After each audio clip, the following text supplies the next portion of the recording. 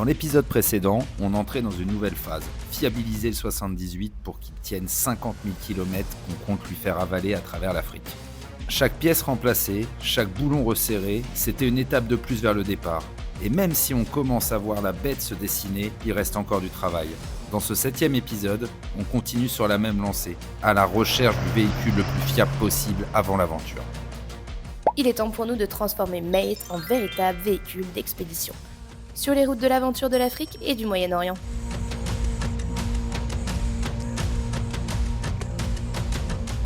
Bienvenue dans l'antre de la bête. Pour le moment, c'est buffet à volonté pour les cailloux, mais ça va pas durer.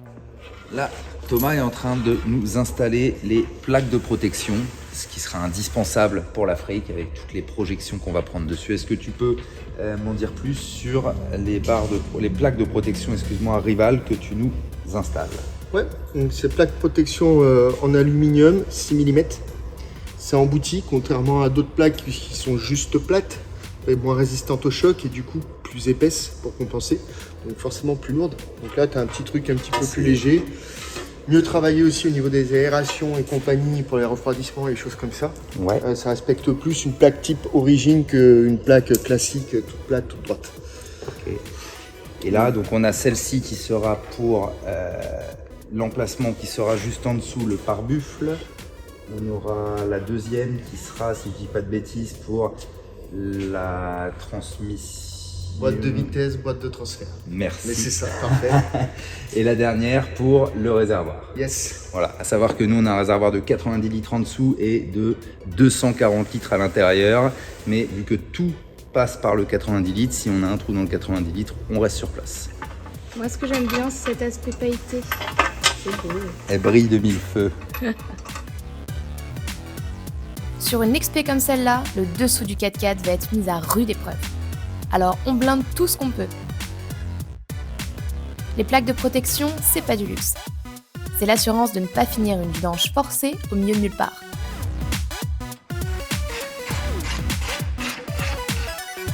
Carapace activée, en mode Tortue Ninja.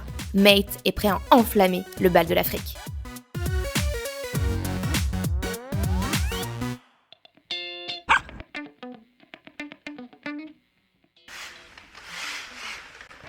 Alors aujourd'hui, on est sur le montage du rack pour le toit, donc un rack Rival qui, avec l'extension, fera toute la longueur de notre toit. Donc Alex va être la manager en chef du montage. Et va falloir que tu suives la notice correctement. Ça va être très sympa. Merci Rival pour ce beau roof rack qui va nous permettre de mettre une belle tente de toit snug par la suite. Ce ne sera pas ce modèle, mais c'est des modèles sur vérin. Allez, assis. Là. Assis. C'est qui le chef de chantier? C'est à vous de m'écouter. Allez, travaille plus vite là. La galerie de toit, c'est la base où tout se fixe. La tente de toit, la tente de douche, le haut-vent, tout reste en place, solide et en toute sécurité.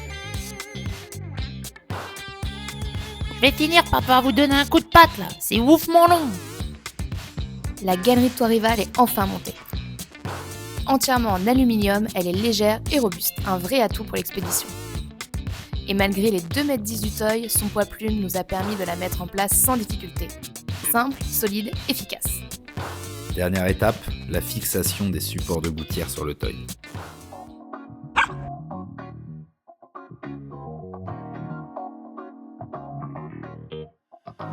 L'intérêt de cette galerie de toit, c'est ses points d'accroche intégrés qui nous laissent la liberté de nous adapter comme on le souhaite.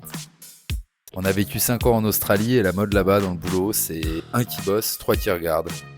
Et de l'autre côté de la planète, on applique la même règle.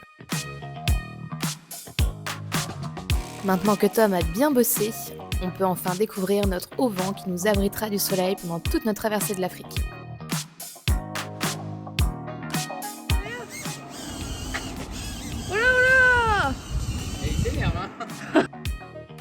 L'avantage, c'est que le haut-vent se referme aussi rapidement qu'il s'est déplié, et on est heureux de savoir qu'en Afrique, on pourra replier tout notre bivouac en moins de 5 minutes. c'est le moment de vous présenter notre chambre pour les 2 prochaines années.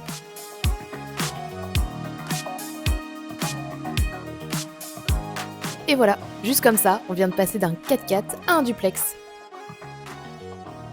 Perso, je m'attendais vraiment pas à ce que ce soit aussi spacieux à l'intérieur, je suis vraiment agréablement surprise.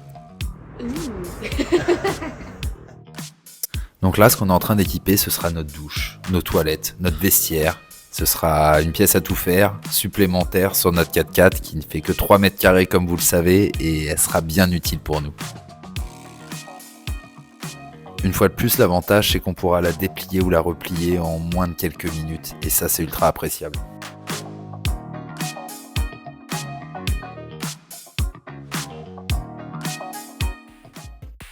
Regardez-moi ce petit backpacker à moteur, lui aussi il a droit à son petit sac à dos. Allez, c'est parti. Maintenant que tout est installé, on vous fait un petit tour de notre maison sur roue pour les 2 à 3 prochaines années. Bon Tom, est-ce que tu peux nous parler de ces produits qui ont l'air vraiment très très sympas que tu nous as installés sur notre véhicule? Allez. Donc là, tu as le haut vent de chez Snug, 2,50 m en longueur, 3 mètres une fois déplié. D'accord. Avec des armatures pour le maintenir, enfin, c'est hyper costaud. Tu as aussi la petite extension qui ira avec. Au-dessus, tu as la tente de toit Himalaya. Donc, c'est une tente tout en alu, tout le cadre est en alu. Okay. Les planchers sont en alu alvéolé. Elle est fournie avec un matelas mémoire de forme. Ouais. Un sous-matelas anti-condensation. C'est fourni, des ranges chaussures. Il y a des petits auvents au niveau des ouvertures latérales pour pouvoir, en fonction de la pluie, même occulter un petit peu du soleil que tu peux rajouter. Tout est fourni, c'est full option, tu n'as rien à rajouter sur la tente, hormis si tu veux accessoirement le portage pour mettre par exemple un panneau solaire ou une chose comme ça. Okay. Et en couchage, tu as 1,50 m intérieur par 2,20 m. Et au niveau de l'ouverture, là on l'a ouvert juste il y a 5 minutes, c'est quand même incroyablement facile. Ouais, au niveau de l'ouverture, tu as des ouvertures sur tous les côtés, là on voit pas, mais on peut aussi ouvrir dans la partie noire. Pour faire rentrer la lumière aussi, donc en fait tu as une vision quasiment à 360 sur ton environnement, ce qui est plutôt très sympa en fonction de tes lieux de bivouac quoi. Ok. Et pareil dedans, tu vois les petites LED blanches de chaque côté, tu as de l'éclairage à l'intérieur, tu mets une petite power bank USB, quelque chose comme ça consomme pas grand chose. Okay, avec un port USB, et ce qui est intéressant, c'est tu me coupes si je dis des bêtises, ce qui est intéressant c'est qu'il n'y a aucun trou qui passe dans l'armature. Non, c'est étanche, la tente est extrêmement étanche, les toiles, les tissus, enfin tout est étudié pour passer des conditions climatiques un peu compliquées. Donc juste une petite power bank, une petite batterie externe et ça permet de... Ça suffit, c'est des petits panneaux LED, c'est magnifique. On a mis moins de 5 secondes à l'ouvrir avec les vérins, ça c'est un bonheur pour ce genre de tente rigide, de toute façon ça donne vraiment envie. Et là on passe sur ce qui sera un des endroits préférés d'Alex, la douche. Ah oui, c'est important. Donc là on est, je vais l'ouvrir comme ça. La douche de chez Snug, c'est un petit peu comme le même principe que le haut vent. Tu as un petit profilet alu sur lequel elle est fixée, sur lequel on l'a fixé là avec des pièces qui sont fournies sur la galerie. Donc ça se monte très bien par exemple sur la galerie Rival. Tout simplement, tu as un système de bâtis qui sont à l'intérieur. Là, on devine comme ça, avec des petits arrêts pour les bloquer. Et après, tu viens les replier à l'intérieur et ta toile va venir se plier quasi automatiquement. Tu as juste à la repousser pour l'aider. Le petit toit, tu peux ne pas mettre, c'est comme tu le souhaites. Tu as la petite LED aussi pour t'allumer. Tu as le petit support commode douche aussi qui va bien. Toujours le même système, c'est très bien pensé parce qu'au final c'est juste un port USB qui arrive là, donc une petite powerbank, il n'y a pas de trou à faire dans le véhicule et ça j'apprécie énormément, surtout nous dans les conditions un peu sableuses qu'on va pouvoir avoir avec tous les petits rangements et le petit luxe, il y a même le soutien pour le pommeau de douche. C'est ça, tu as les petits rangements pour mettre ton savon, des choses comme ça, et puis aussi ce qu'il faut savoir c'est que c'est réglable en hauteur. Okay. C'est main, tu le mets sur un sprinter qui est beaucoup plus haut, on peut redescendre un petit peu la douche et ainsi de suite. Et est-ce que tu peux me dire pourquoi ce côté un peu aluminium à l'intérieur, parce que ça m'intrigue? C'est la toile qui est faite comme ça en fait par rapport à l'isolation. Okay. Tout simplement. Donc ça permettra quand on va prendre notre douche de pouvoir conserver à minima un peu la chaleur. La chaleur, ok. Bon bah ça c'est vraiment super. Et là donc on a l'échelle télescopique. Très simple à ouvrir et à refermer. Et moi, ce que j'en ai vu, ce qui est vraiment incroyable, c'est qu'on peut mettre 7 échelles télescopiques de chaque côté de En la tente. théorie, tu peux les mettre de partout. Ce qui est super. Ce qui est super suivant l'installation du Exactement. 4x4 que tu mets en place. Ou du véhicule ou du van que tu peux faire. Bon bah écoute, merci pour tout ça. On va par la suite montrer l'intérieur. On va surtout aller le tester de manière grandeur D'accord. nature. Là maintenant j'ai hâte, j'ai réellement hâte de le tester. Et on vous tiendra au courant de tout ça. Mais déjà, quand on voit la qualité du produit, c'est très prometteur. Sur nos 3 premiers aménagements, on était parti sur des frigos-tiroirs, ceux des routiers, ultra pratiques mais limités à 30 litres généralement. Pour un trip comme celui qu'on prépare en Afrique, on a besoin de beaucoup plus de place. Du coup, on a choisi un frigo à compression de 45 litres qui nous permettra d'embarquer un max de boissons et de nourriture et de tenir facilement sur des longs moments isolés. Le petit détail qui change tout. Je peux vous dire qu'on voit jour en pleine nuit avec ça. Les 2 phares ARB ont 2 actions différentes. Un est longue portée et l'autre est grand angle, ce qui veut dire que vous ne pouvez rien louper.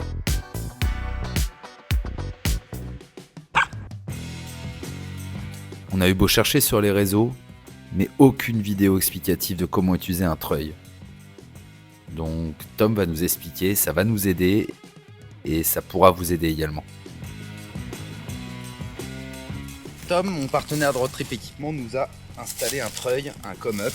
Et donc là, il me fait une petite démonstration de comment ça fonctionne. Est-ce que tu peux nous en dire plus, Tom? Parce que moi, je suis novice en la matière. Alors, pour le treuil, là j'ai fait un truc tout simple. Le montage est déjà fait. Donc on a sorti la corde de ton treuil, une corde synthétique. On a fait un mouflage, donc on est parti de ton treuil, on est revenu au véhicule. Pour ça, on a utilisé ce qu'on voit là. Donc là, c'est pas tendu, on peut y aller.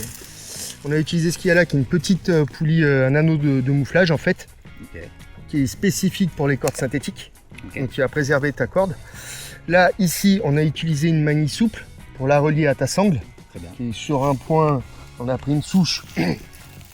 En réalité, tout point fixe que tu pourras prendre. Là, c'est juste pour présenter. Donc, on se relie de la manille, ta sangle, ta manille et ta petite poulie. Ce qui fait que quand on va faire la rotation, tu vois, regarde. Okay. Tu vois, ça tourne. C'est elle qui tourne dedans. C'est fait pour le synthétique, donc ni elle ne craignent quelque chose. Tu n'abîmes pas les tissus, enfin tu n'abîmes pas les sangles souples. Ça va te servir à te sortir d'une mauvaise situation, ça va te servir à sortir quelqu'un d'une mauvaise situation. Ça va te servir à dégager du passage. Le treuil a une multitude d'usages. C'est vraiment l'outil fait pour la démerde. T'es planté, quelqu'un est planté. Normalement avec ça... Ok, et donc je dois forcément me servir de la manille. Non, mais t'es pas en compète, t'as le temps. Ouais. Hein, le treuil, c'est un outil qui peut s'abîmer.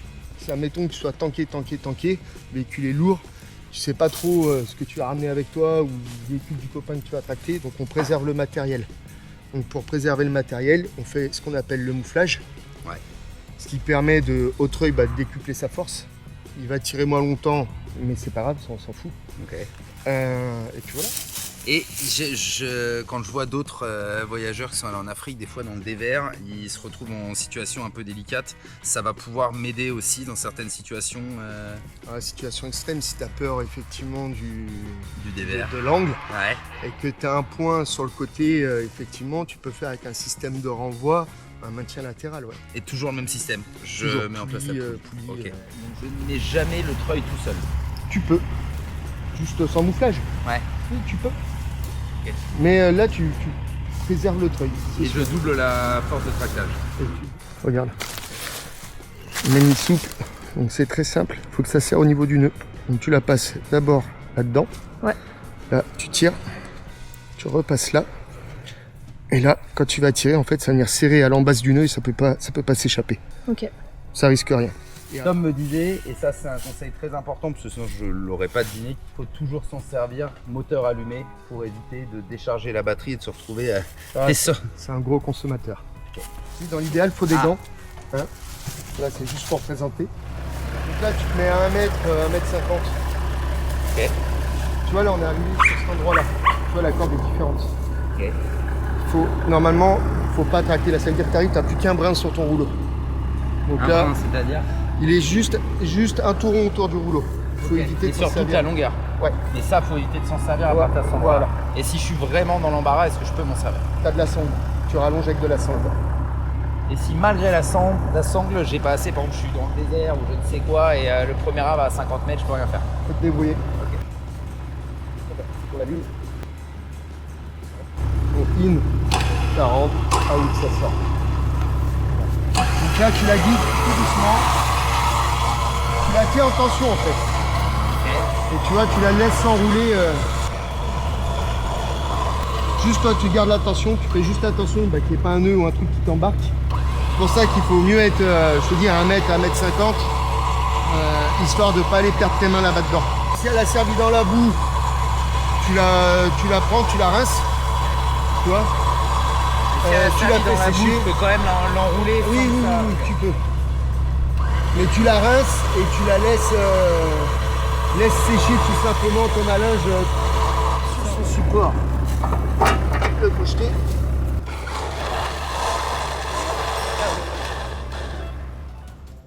Pour être honnête, ça fait plus d'1 an qu'on travaille sur ce projet. Parce que ce n'est pas juste préparer un 4x4 ou penser à un aménagement. Il y a 1000 autres choses à gérer. Chaque détail compte, chaque décision fait avancer notre projet. Ce n'est pas des vacances qu'on prépare, c'est un véritable projet de vie. Chaque jour nous rapproche de ce grand départ pour l'Afrique et on a hâte de partager cette aventure avec vous.